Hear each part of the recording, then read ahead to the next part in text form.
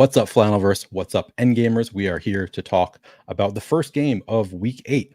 We have the Vikings at the Rams. Skol, let's go Vikings. Should be a fun one. Could be a high-scoring one.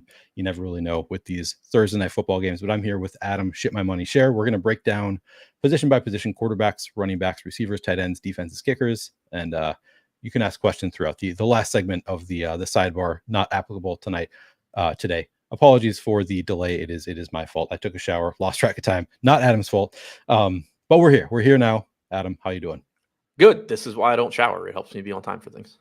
I usually when I was growing up, I was a 20 to 25 minute shower all the time. Just that was my default. I've always enjoyed showers. So that was my default. But as I've gotten older, I don't really run into the issue very often where I just end up daydreaming and spending more than 10 minutes in there. And tonight, for whatever reason this morning, I think just because I'm super, super tired, didn't sleep well last night. So I kind of lost track of time. And then I came out, I was like, holy shit, it is time for us to be on. And I've not set anything up. So running a little bit late today, but we're here now, ready to get through it. Looking forward to it.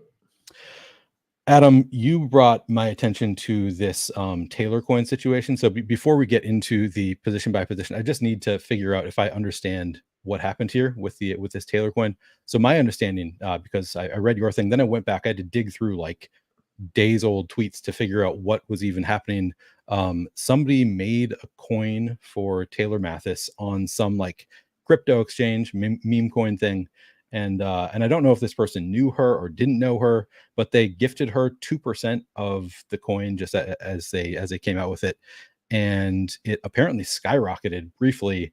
And then she sold all of her shares. The 2% that she was gifted, she sold them, maybe had told people she was going to hold them. I don't really understand any of that, but she sold and people are very upset about it now. I guess that's kind of more than I knew. All I had seen was she tweeted something about getting into crypto. And then she tweeted something about getting out of crypto. And then I saw people really upset that she had sold the coin. And I'm not in meme coins. I don't understand it. So that my tweet was kind of asking there has to be more to this than I realized. But from my super limited understanding, it feels like this coin was created, her meme coin was created. A bunch of dudes that have never touched a girl put money into it because it was hers. And then she was like, okay, this is stupid. I'm going to take all of this money. And they got exactly what they deserved. And I wish she had gotten more, if that's the case. Maybe there's more to it. But with my understanding of it, I wish she had taken them for more because they absolutely deserved it. Crutches says, and I kind of asked this because I saw Crutches here and I was like, for sure, Crutches will know what's going on. Apparently this is standard behavior for celeb meme coins. I feel like it's even more dangerous with a low level celebrity. I don't know if you call her a celebrity. By the way, did she work at Osimo in this situation? Am I correct to remember that she worked at Osimo before I got there? Or did she? Okay. Very briefly. I never even interacted with her on a call or anything, but she was very briefly there. Yeah. She was there before Kayla, I think. Okay. Yeah, that sounds right. But with the lower level, the celebrity, the more likely it is that they're going to pull out all the money very quickly. There is no incentive for somebody like her, and I don't mean this in a derogatory way at all, but there's no incentive for somebody like her not to just take the money at some point, whether it's 27K or 200K or whatever. There's very little incentive. At least if you're a global level celebrity, you have actual brands and shit that you care about protecting probably more than $25,000. But I don't know. Again, my very limited understanding is anybody that lost money in that, you deserved it. The other and Crutch says Iggy Azalea apparently stuck around. Has Paris Hilton? I know for a while she was. I'd be curious if she has still, no idea. If she's still in crypto. I was asking Crutches. I know you don't know. But yeah, and also I think this was in reply to your tweet. I don't know, it was either yours or one of hers, but my understanding is that she at one point, the coins that she held, the ones that were gifted to her, were worth $200,000, and she waited until they sunk down to $27,000 to now sell. I saw somebody say that, and all I thought was I was pretty heavy in the Top Shot. I know that feeling. I know that's the thing. I can't really call people idiots with how much money I lost on NFTs. but that's that's kind of at that point, you can't really matter. It's sunk down to 27,000 or whatever. That's just, she's going to sell at that point. I would have. Yeah. I thought back to Top Shot where I was up 6 figures and I'm looking at it. I understand that this, even if I think it's going to be profitable long-term, it's not going to be this. And I should just take this 6 figures. I could use $100,000. That would be nice. But what if it goes to $1 million? And so I'm not going to sell, because then if it goes to $1 million and I sell, Lofty makes $1 million and I don't, and I'm going to feel like an idiot. So I'm going to keep holding it. And then it goes back and I like ended up breaking even, making a little bit of money, which in the grand scheme of things, I made a few $1,000s for a couple months of fucking around on Top Shot, which is cool. But like, you did well. Yeah. Could have been a lot more. And when it just plummeted, it was like, okay, yeah, I'm done with this. I'm out. And I played it the wrong way. It also, we've talked about this. It happened to be when I was having like my best stretch of DFS ever. So it was just like money didn't really feel real to me. And I had so much FOMO seeing all these other people making money. And I held way too long and ended up losing a lot of money on NFTs. But this feels a little bit different to me than the NFT craze, in that like there isn't like this whole like market momentum where everybody you know is making bank on NFTs. This is more like why the hell would you buy this? Which brings me to my final question for you, which is, what percentage of the people who bought the coin were not straight men? Like, do you think any women bought it, or like gay men? Zero. Like that's exactly what I think. I can't imagine any women or like gay men bought this coin. Well, for two reasons. Like, one, buying her coin, you're just simping into her thing. But two, her demo, her market in general, because of it being sports and everything, is dudes. So like those two things kind of compounding on each other, like 0.0 women. Okay, crush it. So I was going to say, just give the general advice. If you're thinking about buying a coin like this in the future, just like before you click that button, just rub one out and see if you still want to buy it after. That was going to be my advice. But Crutch is pretty good life advice for most things. It is for most things good life advice. Crutches thinks that it's just DJing gamblers. That's not actually the impetus. Maybe that's true. So I mean, he definitely understands the market better than I do. I just truly do not understand buying this coin. Also, to that point, the demographics thing. Most of that demo is dudes too. So it's just like dudes on top of dudes on top of dudes. Yeah, very true. Very true. Introduced to this. Yeah. Okay. I think we've gotten through that was just the conversation that I wanted to have, because I'm like confused by the whole thing, but also like not shocked, I guess. But I think I have a pretty good understanding. I'm very curious if the person who started it, if she did have a connection to them. I saw some people alluding to like she was pumping it up and telling people she's never going to sell in her Discord. No idea if any of that is true. So whatever, it's all just speculation on our part. Okay. Even if it is true, if you fell for it, you deserve it. Yeah, right. Yeah, okay. It was never actually true. I mean, that she was going to hold on to it. Yeah. All right. I guess enough about this. We can talk about some quarterbacks. We have, and I think somebody just said, where's my phone? I just saw somebody in chat. Andy said that Puka Nacua officially out. I was sort of assuming that Puka Nacua was going to be out. I had him in the stuff I ran, but I didn't have a very good projection on him. So, okay. I'm assuming that he's out. And I talked to Derek Brown. He was given the reason. Derek Carty, then I saw Derek Carty's reasoning for why he thinks he's out, and it's exactly kind of what I'm thinking. It's just like he hasn't really practiced at all. They were cautious with Cooper Kupp. Why would they immediately bring back Puka Nacua? But at this point, I don't think we have any news. Okay. Yeah, I'll say I think like for me, it was something I didn't care too much about because I wasn't making prop bets where it really matters. Like when you have the information. For me, I was just like, I'll find out before the game, and I don't really care it this time. Okay. Yeah. No clarity on Puka yet. I'm assuming that he's out. If you were making prop bets, I think that would probably be the way I would play it, is make the assumption he's out, but we just don't know. All right, but we'll start with the quarterbacks again. So Sam Darnold, Matthew Stafford, no real running from these two. Actually, let's start with the captain projected ownership. We have Sam Darnold at 10% projected ownership at captain. We've got Matthew Stafford. Where is Stafford here? Oh, just under 5% ownership. That's pretty interesting. That feels low to me.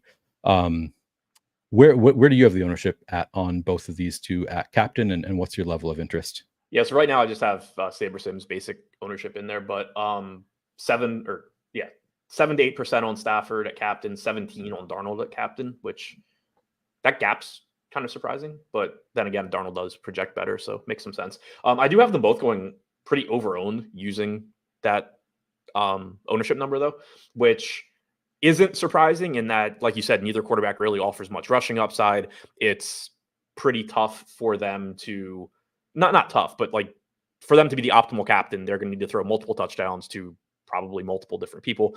So I have Darnold being the optimal captain like 12% of the time, Stafford like 4%. So I do have them both going over owned. I also have them going over owned at flex as well. 46% projected ownership to Stafford, 58% to Darnold.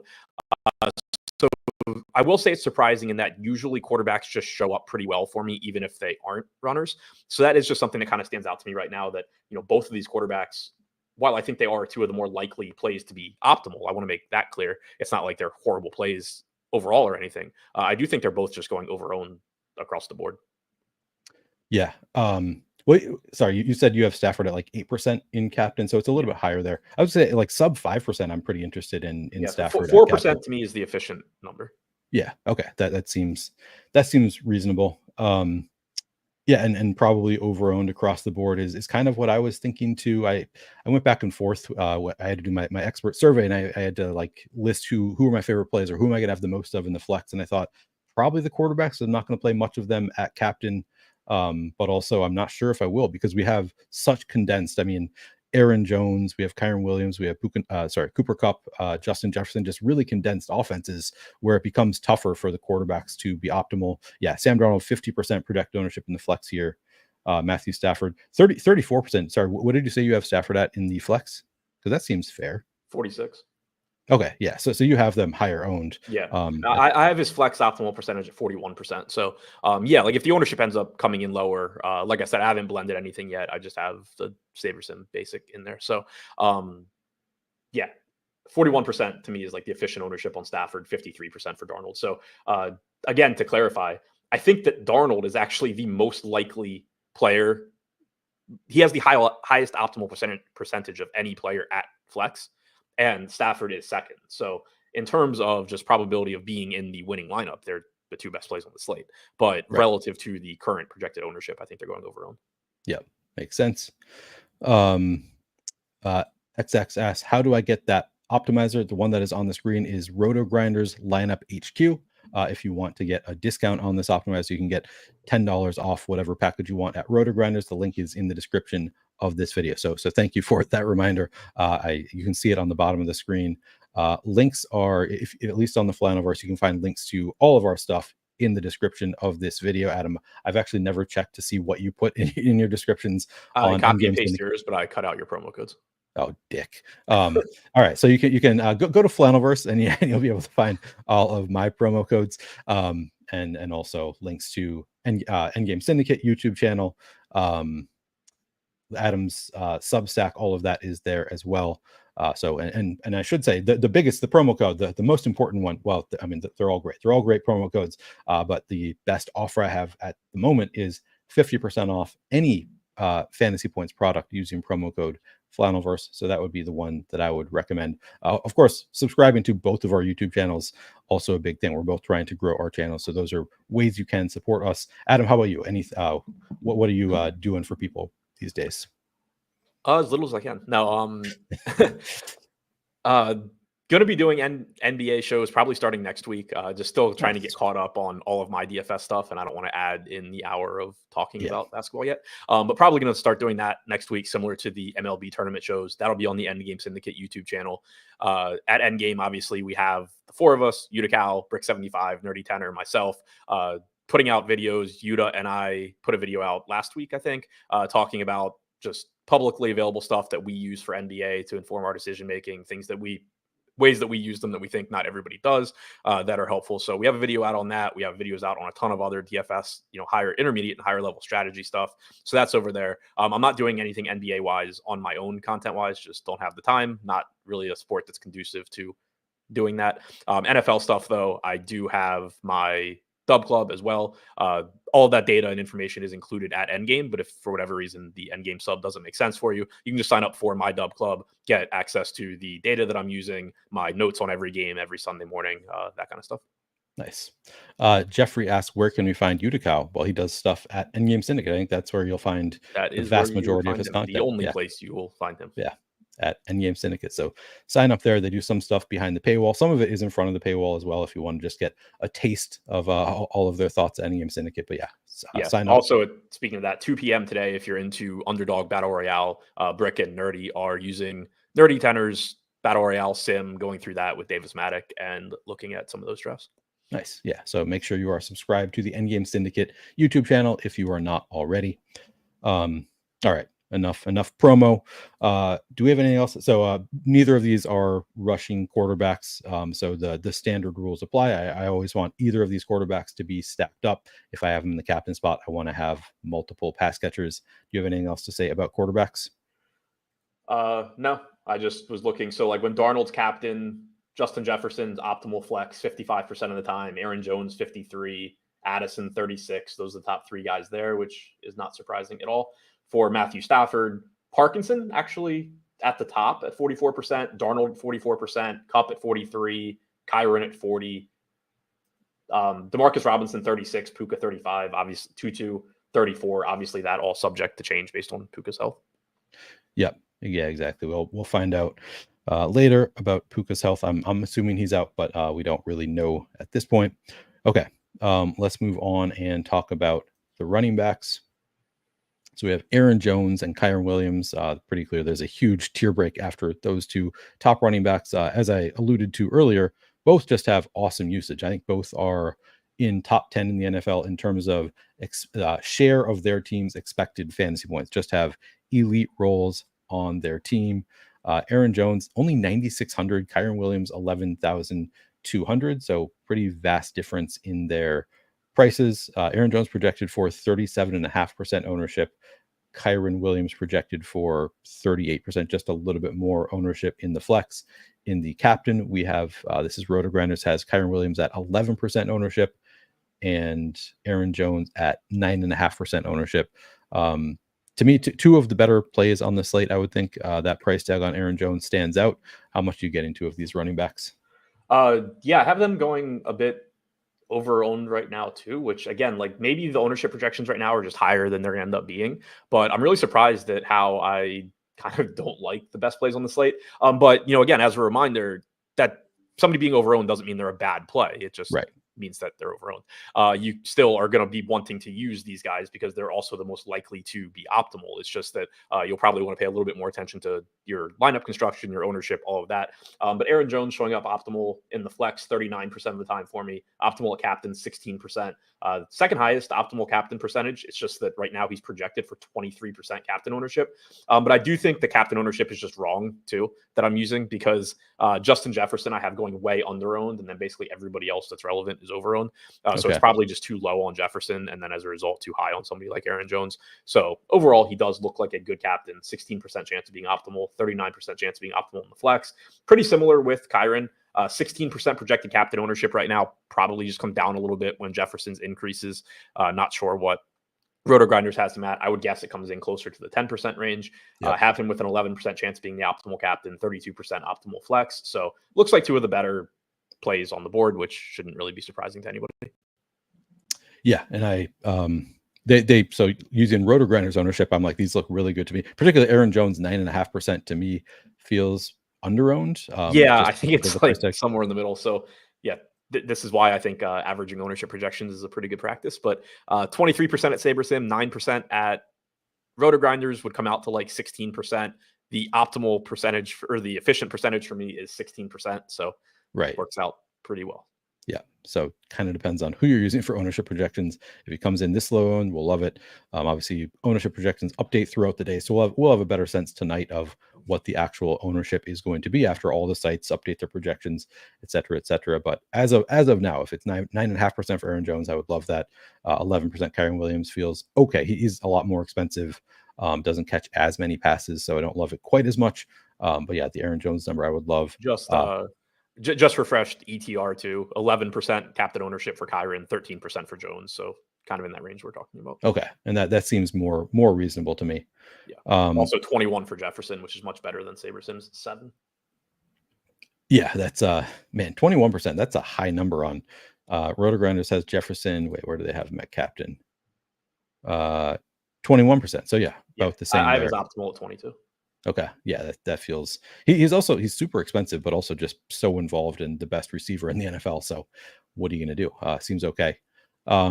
Outside of those two at running back, it's a little bit tough to be too excited about anybody.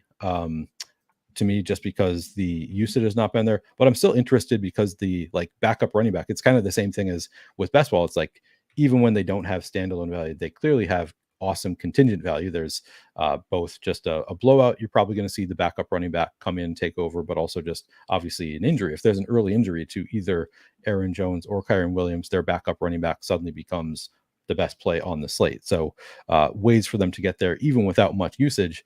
But on the season, Blake Corum he's played 4 games, or at least he's been had playing time in 4 games, just 16 rush attempts, 1 target on 2.6% route participation. So nothing great there from an actual usage standpoint.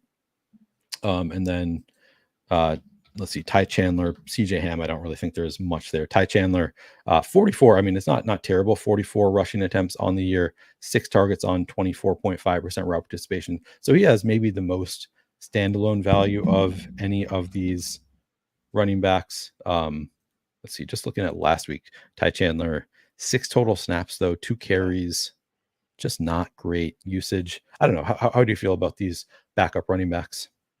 Not great. I mean, obviously, like you have to take what you're given, but Blake Corum, had like a 10% market share last week, didn't have a carry the week before that, was like 17% the week before. So you've seen him kind of like getting at least a bigger role than 0 lately, but there's no guarantee that he even touches the ball today. Kind of the same for Ty Chandler. We saw basically a split week 2 in terms of market share. We saw the one game where Aaron Jones got hurt early, and obviously Chandler took on a bigger role. But then last week, only a 9.5% market share for Ty Chandler. So you can't really have any confidence in their workload, but they are relatively inexpensive. If Jones were to get hurt or Kyren were to get hurt, obviously then they're going to look pretty good. 24% projected ownership to Chandler in the flex. I have his optimal percentage at 18%, so I think he's going over owned there. Corum, 6% projected flex ownership. I have his optimal percentage at 9%. So I guess going a little bit under owned there, but the thing you have to keep in mind too is how much volatility there is in these projections. And so like that's with Corum projected for 3 DraftKings points. He realistically could get like 1 or 0. So I think that given the gap in ownership, Corum's going a little bit under owned, but like Chandler's still twice as likely to be optimal as Corum. So the only note that I would have, and this is there's so much about the slate that's sort of tough to get a read on. But last week, there was Cameron DeSilva. I just posted the link into chat if anybody wants to look at it. But Cameron DeSilva, who is the managing editor of the Rams Wire, said on Twitter that one of the announcers of the game said that Sean McVay had told him that he would like to have give 1 series to Blake Corum for every 2 series that Kyren Williams gets. So that was during the game. The play-by-play guy said, "This is what Sean McVay told me." But then within that game, we still didn't see that happen or anything close to that happening. We still saw. So it's interesting to me if he is actually saying like, "This is my intention to use," because then it's like, well, maybe at some point they do actually correct it and do what they claim they want to do, but. I don't know, like it's worth something to me that he's at least saying, like, he's not just like, no, this is Kyren's backfield, it's always going to be Kyren's backfield. He's at least claiming we'd like to use Blake Corum more. I don't know, is that worth anything to you? More than 0. Yeah. It's not worth anything really for projection. Like I'm certainly not projecting like a 30% market share for Blake Corum at today. It's like you said, it's better than him saying like, this guy sucks, he can't, right. I don't know why we drafted him. Something like that. But I mean, yeah, Sean Payton's still trying to find ways to get Marvin Mims on the field, probably. Right. Yeah. It is what it is. Like coaches in every sport just say things to the media because they're not going to throw their player under the bus. They want, positive morale, all of that. The guy making the decisions, like actions are worth more than words, and he continues to not play him. So until you see that, you have to assume that he's not going to play very much.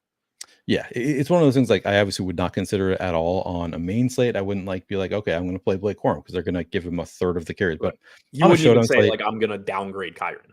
No, yeah, but on a showdown slate, it's like maybe I'll factor in just a little bit because it does, it increases his possibility. I think like there is some chance that they do correct it at this point. I think it's just mostly covered in the bucket of he's 2,400. It's a 1-game slate. Weird shit happens in the NFL. Yeah. True. He could just get like a random carry at the goal line. Yeah, it doesn't really drastically increase the odds of that happening, but probably not a ton of ownership. Wait, is this ownership can't be? Wait, yeah, 3% projected ownership here at Roto Grinders.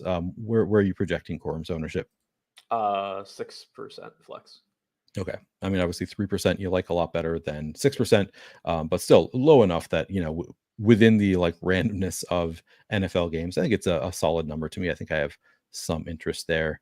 But yeah, Ty Chandler definitely the more likely to hit an actually good number because he's had more usage.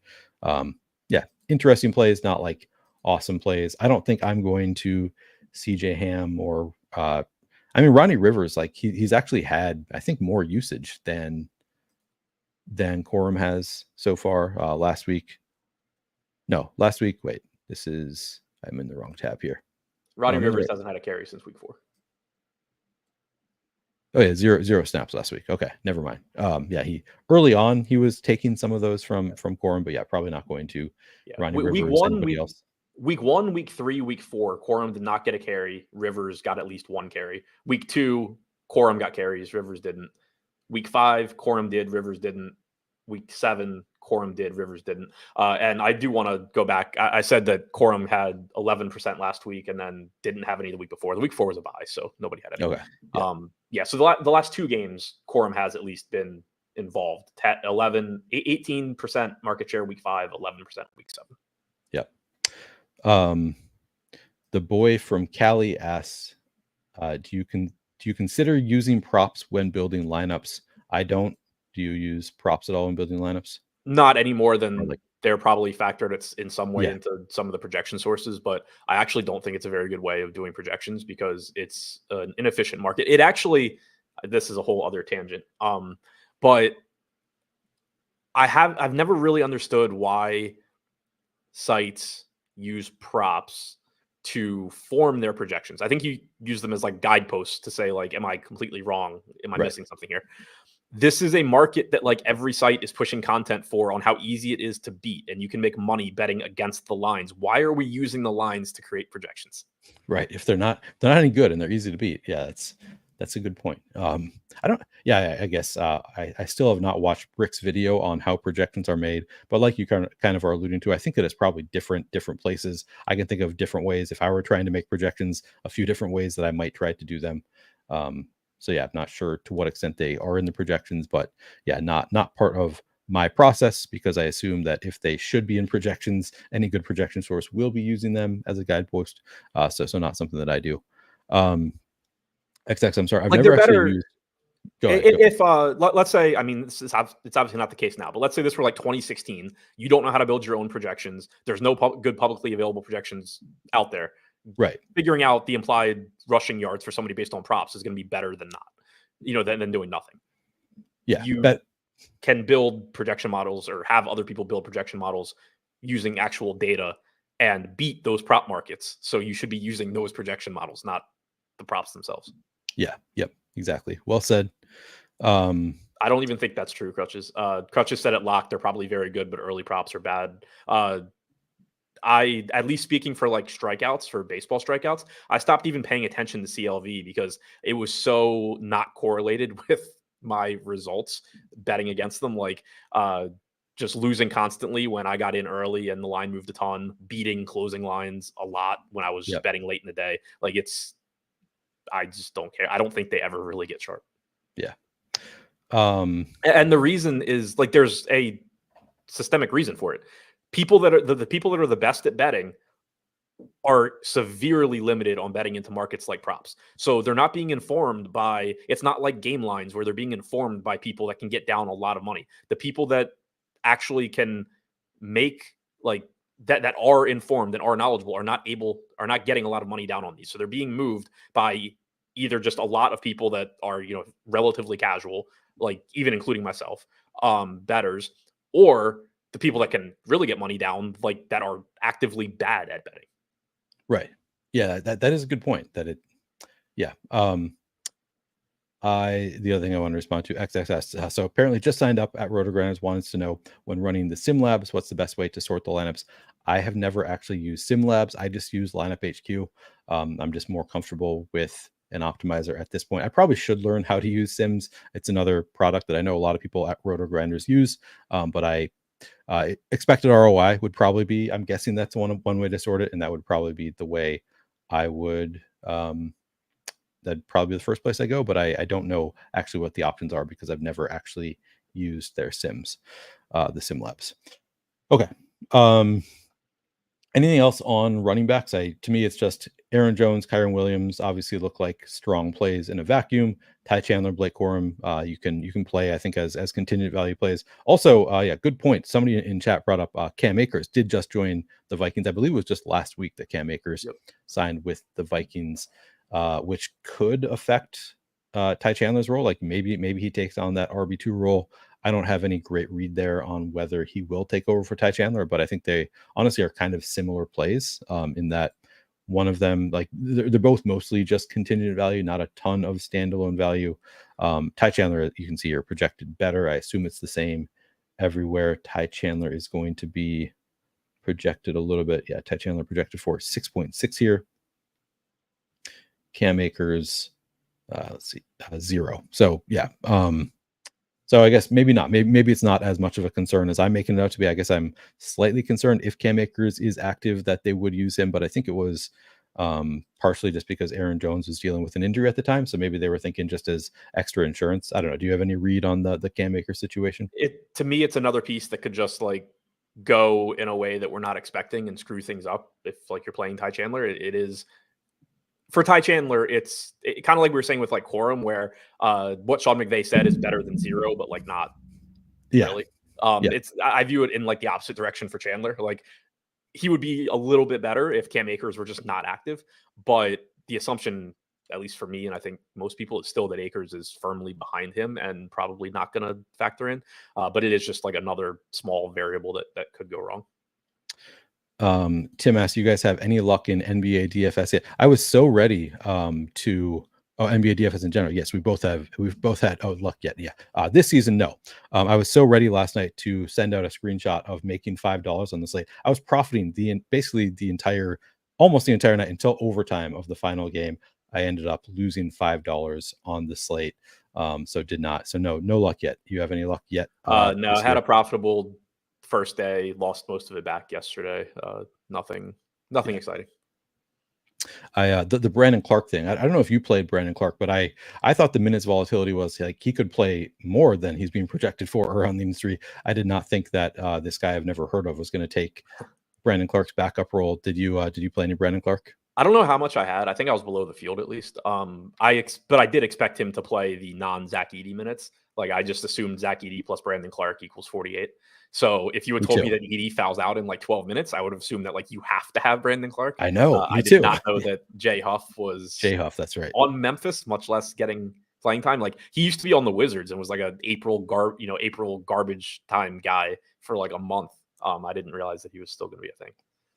Yeah, I did not even know who he was or that he was on the roster, and I like you assumed it was going to be Brandon Clark plus Zach Edey equals 48 minutes, and that there was volatility in Clark's favor to potentially get a lot more minutes. That was no fun. My big takeaway from yesterday though was that like it used to be playing backup centers was like a really good approach in large field tournaments because they're just one guy getting in foul trouble away from like they're very good point per minute guys. So like they're a little bit of variance away from just smashing at low ownership.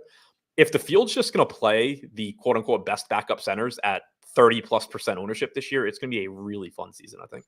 True. I don't think, I mean, you're thinking, who was it? Yabusele. Yabusele. Yeah. The other example, of course, he did really well or did pretty well last night. So that one did not go well, but yeah, it does seem like if that is going to be a thing, I don't know. I feel like the field is sharp enough that it's probably going to be like approximately how much they should at this point. Do you really way too high. Yesterday? I think that a large percentage of the field is using sims that aren't very good, and that it's nice. Driving. People don't realize they're doing it, but in a way, they're just basically doing what people would do years ago, where they would just run like run Fantasy Cruncher with no randomness, top optimals, or very little randomness, and so I think that's driving it. You're getting good point per dollar projections that have low standard deviations, and people think they're much better plays than they are. Yeah, but also as the season goes on and we have more of a sample size, like I think it'll get a little bit better. Like we made like yesterday, I mean the Brandon Clark assumption, like you and I had the same assumption that turned out to be just wrong. But like once we have a better sample size, I don't know, the variance, the range of outcomes I would think would be a little bit better. Yeah, I mean, I think you'll get you're going to get better input projections. Obviously, as you get more information. But you I think people that just use this the wrong? I think it's going to be an overall trend, though, that these like good point per dollar plays that aren't actually ever going to score like 30 plus fantasy points end up being really overowned. Yeah, no, that seems I can see how exactly that would happen. So maybe you're right. Maybe that does happen. All right. Anyway, on to talking about wide receivers. Everything starts with Justin Jefferson. Of course, we have Cooper Kupp back now too. So we have some strong receiver plays on the slate. Potentially Puka Nacua as well. Fantasy Points has him out of their projections. That is my assumption. I think Roto Grinders has Puka out as well. Let me just double check. Yeah, I don't see a projection here on Puka Nacua. It sounds like you have Puka Nacua currently in your sims, right? So yeah, with a low projection. Okay. Yeah, like I said, like I if I had to guess, I would probably guess he doesn't play, but I also just don't really care right now. Don't have to guess, yeah. Yeah, so yeah, I have him in, which obviously if he's out, it's going to make other receivers on the Rams pop up better. With him projected in and projected for like 15-ish% ownership, I think that's a high ownership projection. I have him being optimal in the flex, like 8%, never at captain. So do have him, being limited here if he does play. Okay. Just, I'm asking more because it affects everybody else. Like it would obviously affect Cooper Kupp's projection, or maybe not even Cooper Kupp as much, but like certainly like Tutu Atwell and DeMarcus Robinson and Tyler Johnson all look a little bit less attractive if Puka Nacua is playing. But let's start at the top. The things that we do know is that Justin Jefferson is a freak, a stud. He's amazing. Love that guy. He's also 11,800, going to get a fair amount of ownership, projected for 45% flex ownership, 21% captain ownership. Do you have any issue with those ownership numbers? Is that too high, too low? No, this is one that I actually think is good.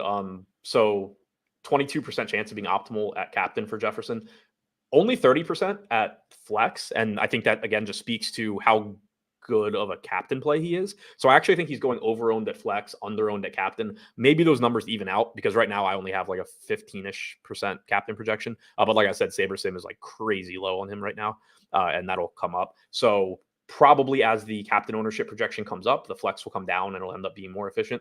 But I do think he's basically almost as likely to be the optimal captain as he is the optimal flex, just because he is really, really good. Also similarly priced to Kyren Williams and Cooper Kupp. So, you do kind of run into the issue where like, yeah, Kyren Williams is a really good play. He's very likely to be the highest scoring player on the slate, but he's not a wide receiver getting a point every time he catches the ball like Justin Jefferson is. Yeah. So the floor comes up, the ceiling comes up. I'm realizing I have not looked once at the schedule adjusted stuff. So let me just read off real quick the positions we have already covered, where we are in terms of schedule adjusted. Actually, I should go find my article where I don't want to count it all out.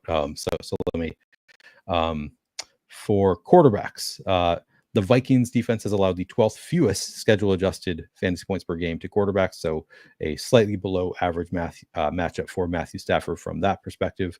The Rams defense has allowed the 16th most schedule adjusted to quarterbacks. So like an exactly average matchup for Sam Darnold, according to schedule adjusted. The Vikings defense has allowed the 4th fewest schedule adjusted fantasy points per game to running back. So an objectively bad matchup for Kyren Williams. I think that tracks with just what I know of the Vikings defense. They're pretty good against the run. So it's not a great matchup for Kyren Williams.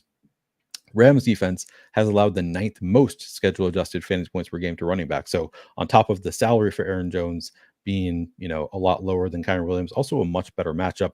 He's also really strong usage. So looks pretty good from that perspective for Aaron Jones. And then now that we're at receivers, Rams defense has allowed the 9th fewest schedule adjusted fantasy points per game to wide receivers. I don't totally buy it that the Rams defense is any good. I kind of think that that's probably a matter of not playing in a lot of close games, maybe teams running on them a little bit more. I think that, the Vikings are, they throw so much in like neutral situations, 6th in neutral pass rate. I'm not really that worried about it, even though it appears. Sorry. It's also skewed. Like the outside receivers have done well, but the slot receivers have done so poorly that it's pulling down the overall number. Yeah. Good call out there. And then Vikings defense have allowed the third most schedule adjusted fantasy points per game to wide receivers, which honestly kind of shocked me when I saw that, because the defense I feel like it's been pretty good in general. But just looking at like the first 3 games versus the last 3 games, it is pretty interesting that they, like, the first 3 games totally shut down some pretty good offenses. They haven't been as good the past 3 games in terms of just points allowed to opposing offenses. So Vikings defense, I don't know. I think they're pretty good, but they have not been as good as I guess I'm giving them credit for. Yeah, they do blitz a lot of the time, which should affect some of the fantasy point production. Probably helps guys like Cooper Kupp, who are just PPR merchants, potentially Colby Parkinson, those types of players, how much pressure the Vikings put on opposing offenses. Okay. Anyway, back to general receiver talk. So we talked about Justin Jefferson, obviously great. Cooper Kupp, I mean, this is his first game back. He's being projected for a full workload, as you can see here. Projected for, but 7.5% ownership in the captain spot, with a projection of 21 fantasy points, it looks like, on Roto Grinders. In the flex, being projected for just 24% ownership. He is 11,000, which, if he's limited at all, that price tag is going to be pretty high. I don't know. What are your expectations for Kupp? How much you get into of him? I think he looks good. Obviously there is volatility and he's coming back from injury, but from like a narrative standpoint, it doesn't make a lot of sense for him to be back unless he's like 100%. We got the reports that the Rams are calling other teams trying to trade Cooper Kupp. Like, if he's just out there at 50%, it makes no sense at all. Obviously the report that they're trying to trade him could just be bullshit, but either way, like, they seemingly were pretty cautious with him. I assume now he's just good to go. May not be the case, but that's the assumption I'm going with, in which case I think he's actually going a little bit under owned. I have him optimal in the flex 32% of the time, optimal at captain 11% of the time, projected ownership slightly below that in both spots. So he is somebody that I think just looks like a very good play here, as long as you agree with the logic that I just laid out. If you disagree, then at 11K, obviously he's not a very good play at 30% owned, and you shouldn't play him. Right.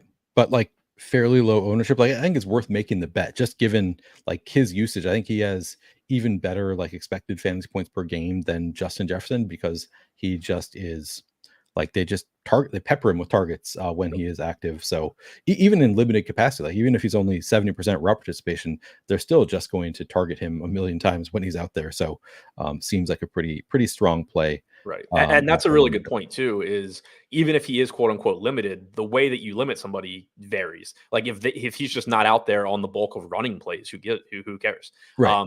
If he only runs routes on 60% of dropbacks, then you should care.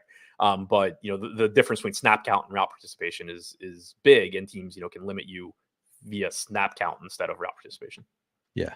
I'm also, I see Fantasy Guru Drew asking narrative of Kupp and Stafford's last game together. I'm just looking up, when is actually the NFL trade deadline, because it does seem like there's pretty high likelihood that that Kupp gets traded. I don't think Stafford is. I think those rumors may be BS. Definitely to Vikings, those rumors are BS.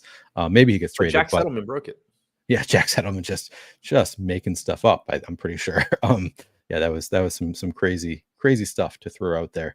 But I think the Kupp rumors don't come from Jack Settleman. They appear to have actual legs.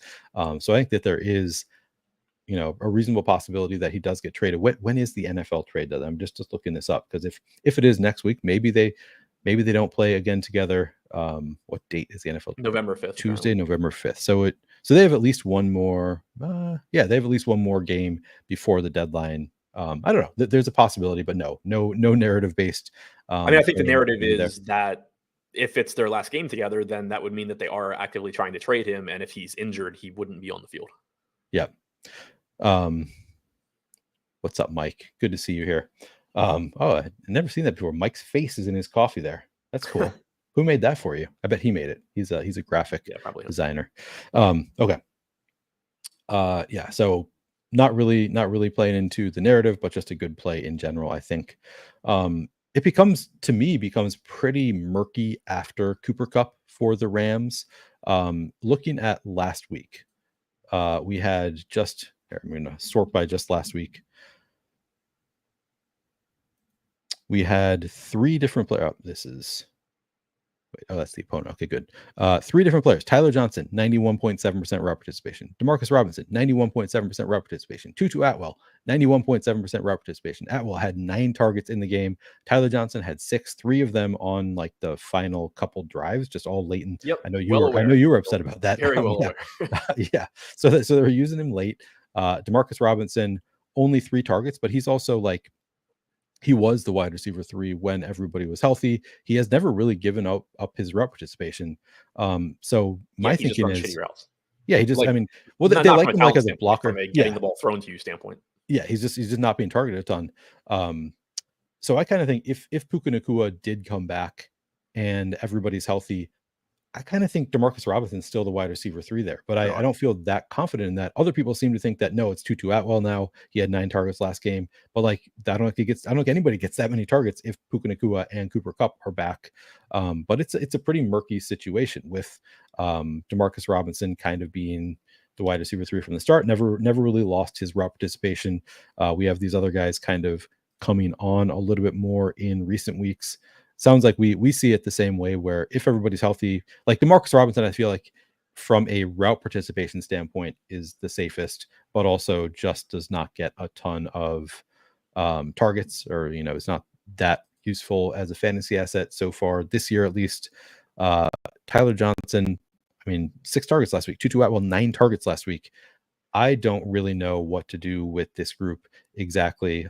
Fantasy Points has Tutu Atwell projected for 12 fantasy points, higher projection than Jordan Addison. They have Tyler Johnson down at 5. They have Demarcus Robinson at 8. Roto Grinders has it. Let's sort by projection here. Tutu Atwell 11.5, so actually not that far off. Thought there was a bigger difference there. Demarcus Robinson 8.5, and Tyler Johnson 6 fantasy points. So if we assume that Puka Nacua does not play, so it'll be obviously Cooper Kupp when he's out there is going to be the wide receiver 1. I think it's probably Tutu Atwell and Demarcus Robinson, and Tyler Johnson gets lost in the shuffle, but I'm not super confident in that. And Tyler Johnson is the one who is not getting much ownership, so I might play it anyway. What are you doing with these wide receivers? I think, like, I agree with you. So if Puka's out, my assumption is that it's clearly Kupp 1, and then Robinson and Atwell, with Johnson still mixing in as the 4th guy. If Puka is back, I don't know. I assume Robinson is wide receiver 3, but maybe loses some route participation to Atwell. I think, that would be kind of a toss-up. With Puka in, like ETR, for example, has 7 fantasy points projected for Robinson, 8 for Atwell. I think that's very reasonable, given that even if Atwell runs less routes than Robinson, they're going to be shorter routes typically, and he's going to actually get receptions. So that would, like, that's pretty much how I would see it also. But then again, if Puka's out, I think those guys both just look better. I am on the same page as you, though, like, where I'm not convinced that Atwell is just ahead of Robinson, because you can't just look at the targets because of the difference in routes that they run. Robinson's job is to be the clear out guy. He's running routes that don't generate a lot of targets. Atwell's running routes, slants and shit over the middle. So you can't just say, oh, well, they threw it to Atwell a bunch more, he's ahead of Robinson. Like, he's not running the same routes as Robinson is. And once Kupp and Puka come back, you don't need Atwell running those routes. Right. But where does ETR have? I'm pulling them up now. I'm curious where they have the projection on Tyler Johnson, because they have Puka Nacua in. Like 2. Okay. Yeah, that seems reasonable. If Puka Nacua is in, probably should not have much of a projection. More interesting projecting with Puka Nacua out. I guess they have Puka pretty limited. They don't have a huge projection on him, so they sort of have it, split there a little bit. I don't know. Josh Gillen mentioned Robinson being a better run blocker too. Yeah. That's another thing too, where there's a tendency, and the industry has gotten better at this, unfortunately. But there's a tendency to just kind of like, when wide receivers get hurt, come back, etc., to just like plug people into different roles without like considering the actual football ramifications. Right. So again, it just goes back to, like, I don't think you can just say, oh, more targets last week means he's ahead of Robinson. They have different jobs. Yeah, exactly. And Robinson's job more valuable if you have Puka Nacua and Cooper Kupp out there. So they're just going to keep running Robinson. Atwell's job overlaps with Kupp and Puka's skill set. Robinson's does not. So he's still the complementary guy to those guys. Yep. So with all of that said, if Puka Nacua is out, I'm going to have interest in Tyler Johnson because of the low ownership, just 4.5% ownership. Even though I think that he is the wide receiver 4 in that event, if Puka Nacua is out, I still think Tyler Johnson is the last of that group. But because we saw those late targets last week, he had all that route participation last week.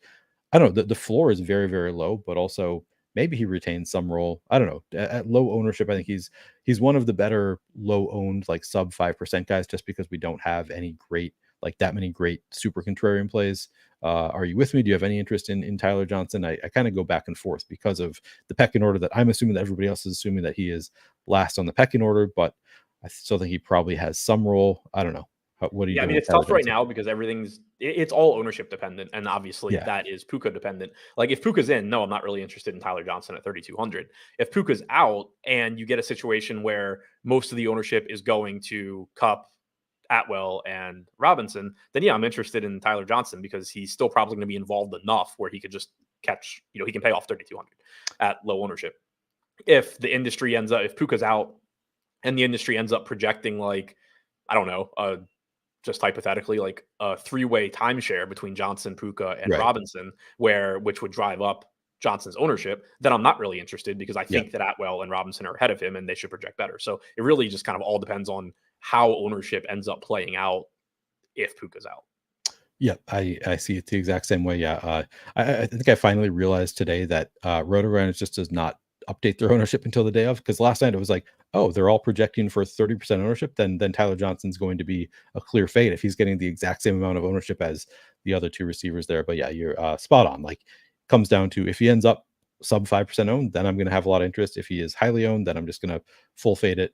So I guess that'll be a better conversation for later in the day when ownership projections get a little bit cleaner once we know the situation with Puka Nacua, all of that. Outside of, I mean, I think the ownership on Demarcus Robinson, 19% seems honestly pretty good to me. If Puka Nacua is in, especially, I think Demarcus Robinson, probably everybody will just like, no, I'm not playing that guy. He hasn't done anything all year. Now he's behind those two. And I still think like we saw him last year in this wide receiver 3 role have some pretty good games. So I actually think that I would have pretty good amount of interest in Demarcus Robinson if Puka Nacua is active, because I think the ownership will be pretty low and he'll sneakily be an interesting play, like just as kind of, the role hasn't really changed. So he has just as good of odds as he's had all year of finally breaking out. I don't know. Do you have any interest in Demarcus Robinson? Yeah, right now, with Puka projected in, I still have interest. I have him showing up optimal like 20 to 25% of the time. He's 3K. I still expect him to be a deep threat. Obviously, the targets are hit or miss, but Yeah. does have upside at that price. So even with Puka projected in, I think he looks fine. 22% projected ownership right now. Like I said, 23, 24% chance of being optimal. Optimal percentage and ownership percentage both increase if Puka is out. Yeah. Makes sense. And then finally, Tutu Atwell is being projected the best around the industry. Let me move this. 35.5% ownership with a projection of like 11 to 12 fantasy points at 4,200.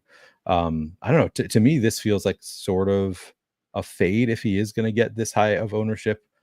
Just because, I mean, if Puka Nacua is in, he would be a pretty clear fade at this level of ownership. I'm sure this ownership would go down if Puka Nacua is in. So it's still it's a tough balance, but what do you do? What do you think you're going to be doing with Tutu Atwell? And I guess it's just dependent on ownership again. Yeah, same thing. I mean, if he's like with Puka in, I have him right now with like a 25% chance of being optimal, which would make 35% that you're showing way too high. Yeah. But it probably comes down to around 25%, in which case Right. he's still fine because he is relatively inexpensive. And like we were saying before, even if he does end up being behind Demarcus Robinson in terms of routes run, he is likely to draw targets on a higher percentage of routes because of his route tree.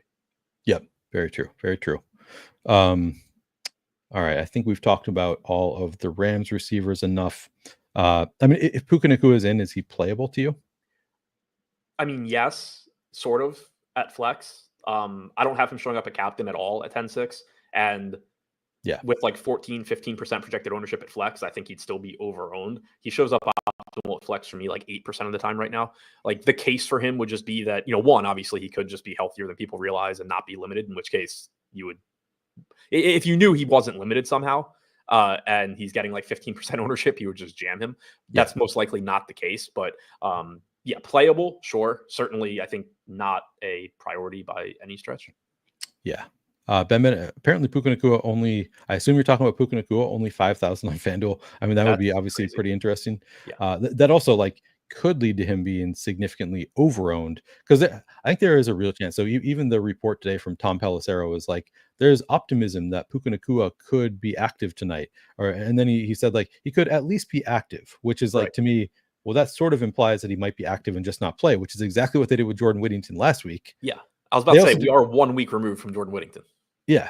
And also Cooper Kupp, like they've said, like, we want to get back to full performance, not just full activity. I forget what the quote was exactly, but Sean McVay has been like, was pretty clear with Cooper Kupp. Like, we don't just want to get him out there because he's ready to, because he can play. We want him to be a full performance before we really let him go. So I don't know. Like I don't think that Puka is even active, but even if he is active, if there's any ownership, I would just fade it. Like, I mean, if there's significant ownership, because at that point, it's like there's still a pretty good chance that he's not playing a ton, if at all.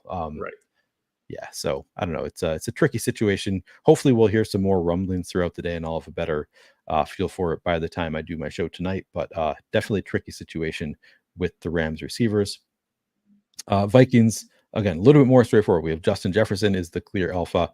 Jordan Addison projecting for 10.6 fantasy points at 7,000 on fantasy points. At Roto Grinders, we have Jordan Addison projected for 11 fantasy points, 27% ownership in the flex. In the captain spot, Jordan Addison projected for 5% ownership. I think the flex ownership feels a little bit low. I don't know. How do you feel about Jordan Addison? Yeah, I think the flex ownership's low too. Roto Grinders has him at what? 27%. Oh, okay. Yeah. So I have it even lower than that right now. Okay. But I think 27 is pretty close to right, Yeah. maybe a little high. I have him optimal about 25% of the time at flex, Okay. 7% of the time at captain. So with the numbers I have right now, I have him going under owned in both spots. I do think the ownership projections I have right now are a little bit low. But yeah, 7% captain, 25% flex, to me both look like a decent play. Yep. Yeah, I think I agree with you. Actually, I think 27%. It looks low, but then it's like he's 7,000, and like so much volume goes to those four stars that we talked about earlier, that it's like sort of hard to play him along with multiple of those stars, so it becomes less of a priority. Yeah. And then Jalen Naylor is the only other really relevant receiver for the Vikings, projecting for 8 fantasy points. Only 5% ownership though. He's 6,200. Rotogrand is projecting him for 5% ownership. To me, becomes one of the more interesting plays factoring in ownership just for large field GPPs. Again, that's what I'm always talking about, is large field GPPs. So if you want to get a little bit contrarian, 72% route participation last week, did see 5 targets. Speedy guy, that's his nickname, is Speedy. You theoretically could have some big spikes, just a splash play kind of guy. Any interest in Jalen Naylor? Yeah, I think as far as like the low owned guys go, he's one of the ones I like more. He's not exactly cheap, which is why the ownership is low, but he does still, have the role as the wide receiver 3 here. He had an impressive preseason. Like, he earned the role. He's kept the role. He ran routes on 72% of dropbacks last week, had an 18.5% target share, which was actually higher than Jordan Addison. Not that you're projecting him to have a higher target share than Addison any given week, but it is, within the realm of possibilities. So it's basically an ownership play. Like, he is overpriced for his median projection, but it's still one football game. He's going to be on the field. He clearly has a role. And so getting him at, 5, 6, 7% ownership is pretty appealing, especially when you go back, like, think of everything from a macro standpoint. Most of the good plays that you really want to get to that we've talked about, the quarterbacks, the running backs, like, I think they're going over owned. So, but obviously you want to play them because they're as likely as anybody to succeed. Jalen Naylor is a way that you can save some ownership and kind of get your lineup back to being like positively leveraged. Yep. Well said. Ultimately, I'm probably, if things stand as they are right now, I'm probably going to be overweight to his current projected ownership, but not because I have a ton of confidence that he's going to get there, just that he has the type of upside. Then I think he has a greater than 5% chance of hitting a score that you need, even at 6,200. Any other wide receivers that we have any interest in? I don't think I'm going to any Brandon Powell, Trent Sherfield, anybody else. I don't really think so. Let me double check. Yeah, those guys are very, very far down the list for me. Yeah. I mean, so like Powell shows up optimal 4% of the time, Sherfield 2%. They're getting, 2, 3, 4% ownership. I think they're just they are what they are. They're pretty self-explanatory in your largest field tournaments. If you end up with them here or there and you just hope to get lucky, great. But there's nothing that makes them look good or anything. Yeah. Got the question. Kyron Williams, no receptions the past 2 games. I'm just double checking here. Yeah, 0 targets last game, 41.7% route participation. The game prior to that did have 1 target, looks like, unless I skipped one. Yeah, one target 2 games ago, looks like, on 64.6% route participation. They just haven't really used him much as a receiver. He's still running routes. I think that's just kind of how he is. Like, he's more of a receiving threat than like a Derrick Henry, but also he's not the same as Aaron Jones. Yeah. Yeah. Well, one thing I would point out too, just in the context of this game, I thought when Kupp and Puka got hurt that there was a decent chance that you would see Kyron more involved in the passing game. And like in week 2, he had a season high 19% target share. And so it kind of was one of those where it was like, oh, I think this might happen. And then it did happen. But it was kind of that game ends up just being like an anomaly. So I think from like a full context standpoint, the plus here is that Kupp and / Puka coming back shouldn't really be much of a negative for Kyron because he wasn't picking up additional targets with those guys out. Yep. Good point. It would be different if like his price increased because now he's catching passes and then you're bringing Kupp back. His price increased because of how he's used in the running game, not because of anything he was doing in the passing game. Yep. D Pope, are there any rules in place for tonight? I went over the only rules that I like always set is related to quarterbacks, and that would be I'm double stacking if I have him in the captain. I'm always stacking either of these quarterbacks. That's the only off the top of my head rule that I know I'm setting. Adam, anything for you? I never set any unless I do something weird with projections, like the other day with the Tampa game where I was trying to like account for a very weird situation with Tampa running backs. I limited how often, how many of them I could get into a lineup because I was using fake projections for them. But in general, I don't set any rules. I let the correlations and Sims handle that. Yep. Same. Especially on Showdown. Like it's one game. So for Showdown in particular. Right. Because the whole thing is every like decision, every lineup decision you make where you put 2 guys in there that don't make perfect sense together, you're also lowering how often other people do that. And it's pretty often going to be offsetting. And like if you just set rules where my lineup has to make perfect sense, it has to have a quarterback and 2 pass catchers and the running back, a bring back from the other team, et cetera. Like, cool. You're just duping with a ton of people that also know how football works. Yeah, exactly. Well said. Often even more than offsets, I would say, just like playing the quarterback against the opposing defense. That's my favorite one, where it's just like, there's technically negative correlation, but also like you can see how it could, you can make an argument that it helps the quarterback in some ways, assuming that they don't have any bench risk and they're going to keep going. And I don't know, it's an interesting conversation. All right, move on. Talk about tight ends. Colby Parkinson. So we do have TJ. Oh man, Fantasy Points has TJ Hawkinson in for this game. I think I saw a report somewhere saying that it's more likely that he comes back next week. I don't really have a great read on whether TJ Hawkinson is going to be back tonight. My assumption is that he is out. Are you making any assumptions with TJ Hawkinson right now? I have him in for right now. I think like every site does. So it's just kind of easier to run it that way. But same thing as Puka. Like I'm not betting receiving props in this game, so I don't really care. Yeah.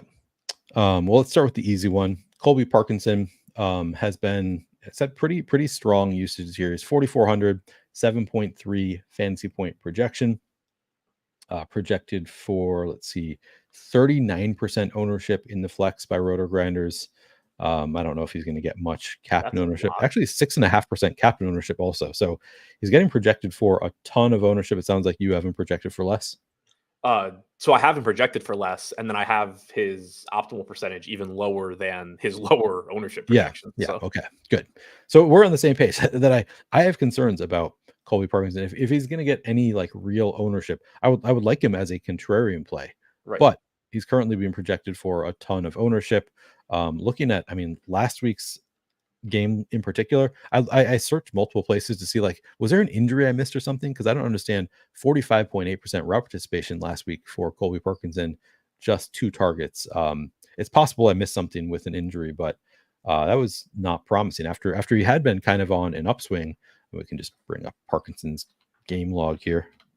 Yeah, I mean, Davis Allen had a season high route participation, still only 12.5%, but you know, that I'm sure cut into a little bit. I think that the route participation probably was an anomaly just based on what we've seen, you know, this season. But also, you are talking about somebody in Parkinson that is going to be getting a lot of those, you know, shorter, over the middle type targets that are now just going to be going to Cooper Kupp predominantly. So, you know, he is somebody. Whereas I don't think that Kyren is hurt necessarily by Kupp coming back, because he didn't really benefit in the passing game from Kupp leaving. Parkinson is somebody that, you know, he clearly has a role on this team. He's going to have some games where he does well, but he is somebody where his price moved up because of his role without Cooper Kupp, and that role has to diminish at least a little bit now. Yeah, good point. So with Kupp coming back, he loses some of that role. Already, like last week, again, this is somewhat concerning to me that his role had come up to the point where he was targeted 13 times in week 5 on 75% route participation. Hunter Long also 25% route participation for him last week, 17% the week before the bye. So his 2 highest route participation weeks have been the last 2 games. Yeah, that is interesting.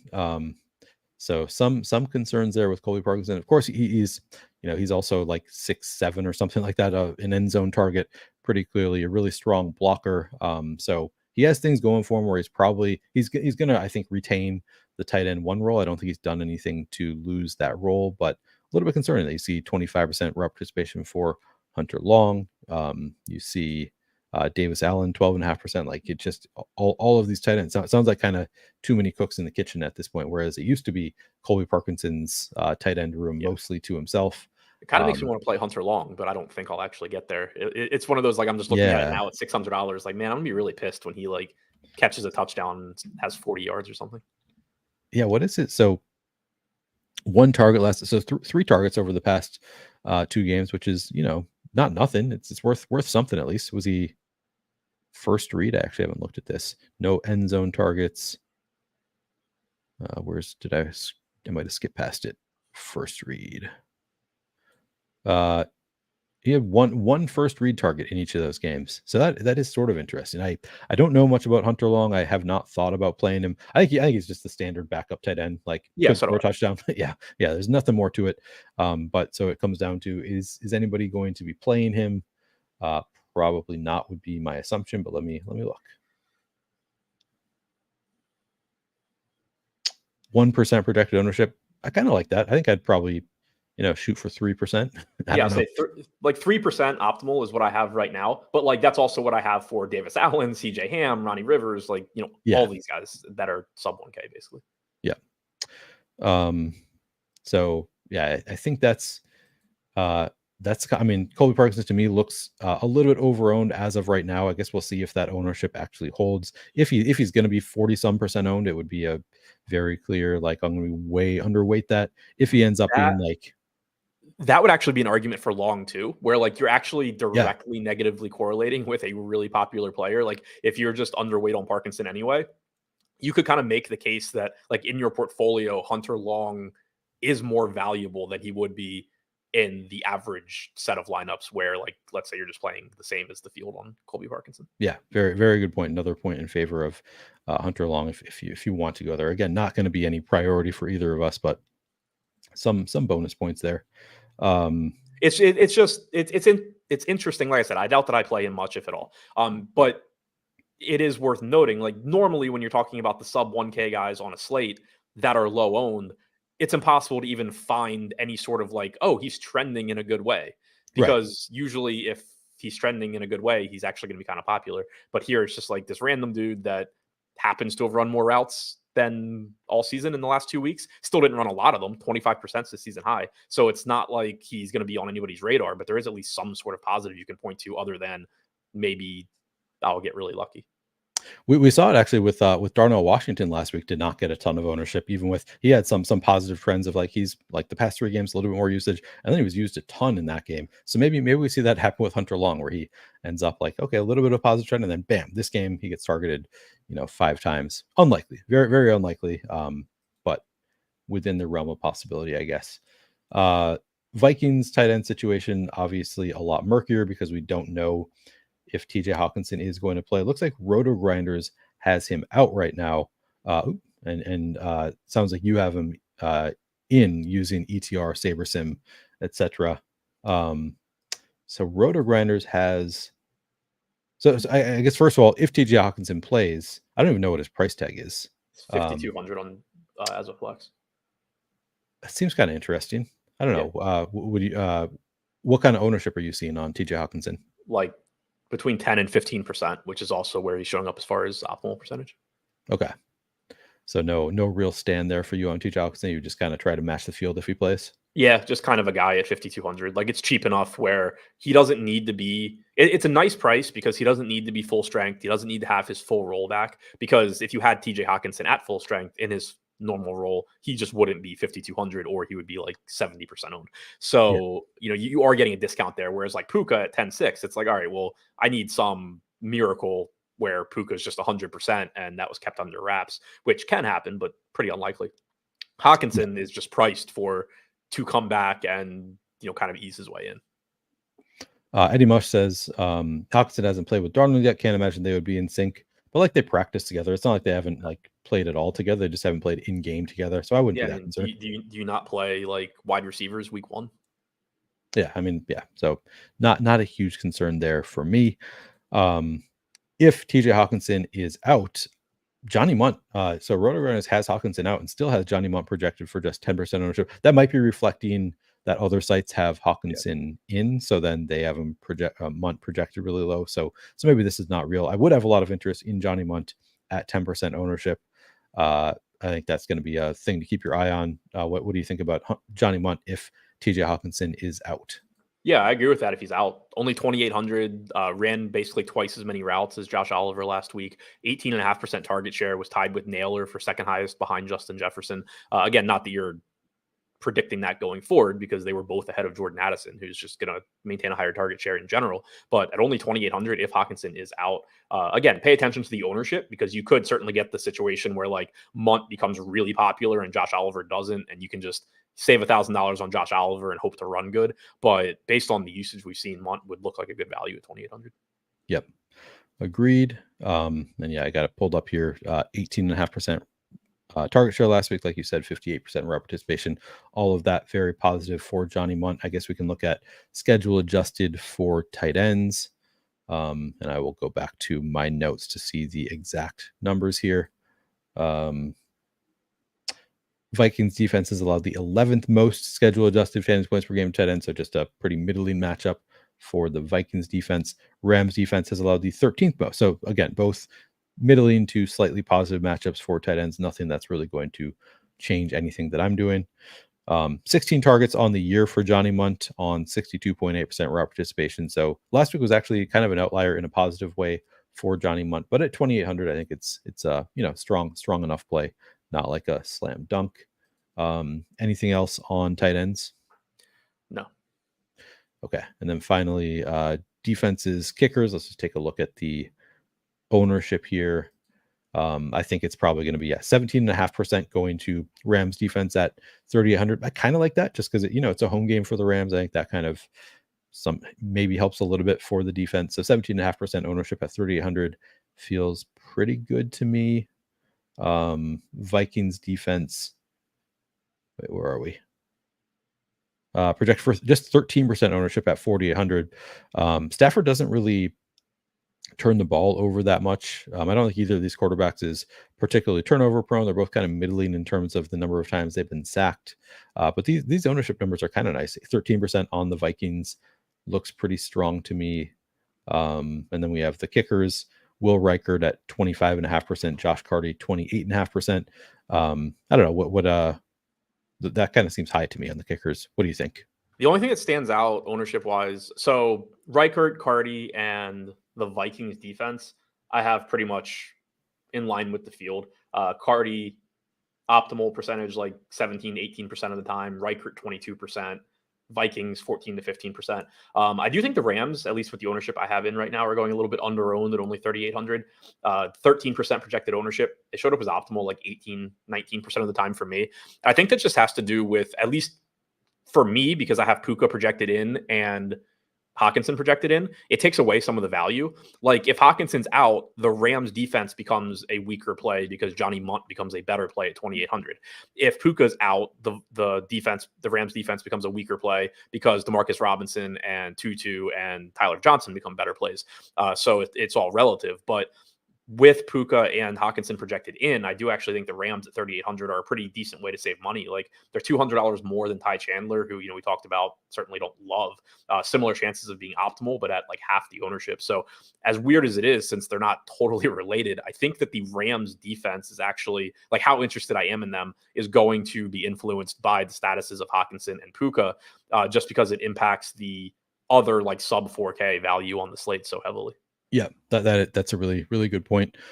Yeah, there is definitely some correlation there, kind of inadvertently. Yep, good note there. Tank the Shy Guy asks, is this the only show or will you go live again before lock? I will be back. Adam won't be on the second show, but I'll be back right after Inactives come out, about 5 minutes after Inactives come out. So about 85 minutes prior to the game starting. I think it should be like 6:50-ish Eastern. I haven't looked at the start time, but sometime around there, I will be going live. So an hour and a half, a little bit less than an hour and a half before the game starts, I will go live again with all of the updated with inactives and stuff. That'll be on the Flaniverse channel. If you are on the Flaniverse channel, I'm not streaming to Endgame Syndicate because Adam won't be there with me. Any other notes on defenses, kickers? I think any other notes on the game in general? Anything else? No, it feels like talking about a basketball slate because there's just so much up in the air. I'll figure it out later. Yeah, exactly. I feel the same way. It's tough to do usually early in the day. You and I we kind of know what the slate is going to look like, but there's so much up in the air on this one. Sort of hard. Well, and then it's tough on Showdown too, because like everything with Showdown is, ownership, so heavily ownership related too. Yeah. Like if it was a full slate, you can just be like, yeah, this guy gets better, that guy gets worse, whatever. But it's just like, oh, well, everything I'm doing changes if Puka's in or out, and everything I'm doing changes if Hawkinson's in or out. Yeah, because it changes ownership. It changes so much. Yeah, it's really tough. Steven says, okay, let's do NBA now. Yeah, we're all trying to trick Adam into doing NBA shows for us. You said that you are going to do some NBA content starting next week, but not that much. You sort of you said that once and then you came back and said, oh, but I can't do NBA. So I'm not selling any NBA content. I'm not doing like my dub club with projections and all that stuff because I just can't commit to updating those, and giving, like with NFL and with MLB, I can, put stuff out an hour or two before lock and it's going to just hold and people can use it. I can't do that with NBA, and I can't, I can't, I can't update it. Like I'm not committing to doing that.